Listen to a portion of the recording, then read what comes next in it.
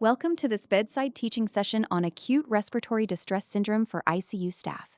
ARDS is a diffuse inflammatory lung injury causing hypoxia that is not due to heart failure.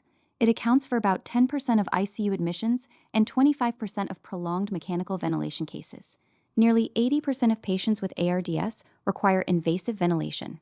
Causes are divided into direct and indirect.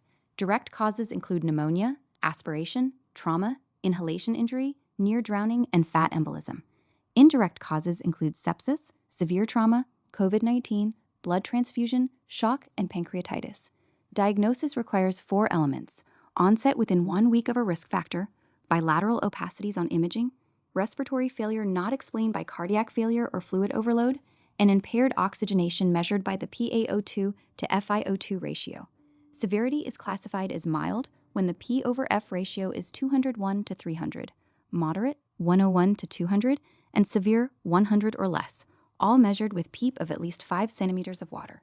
Chest X-ray shows diffuse ground glass opacities without prominent pleural effusion.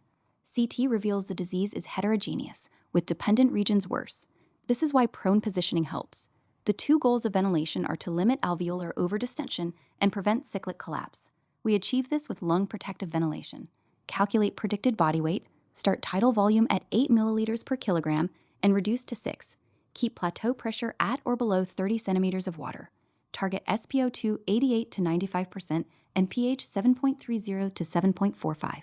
If plateau pressure exceeds 30, reduce tidal volume further, down to 4 milliliters per kilogram if needed. Use PEEP of at least 5. Higher PEEP is considered when FiO2 is above 60%. Accept permissive hypercapnia.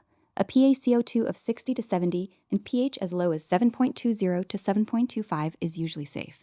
Important adjuncts include conservative fluid management, short-term neuromuscular blockade, corticosteroids, prone positioning for 12 to 16 hours daily in severe ARDS, and ECMO for refractory cases. Prone positioning improves survival in severe ARDS by improving ventilation perfusion matching. Avoid it in unstable spine, high intracranial pressure, or severe shock.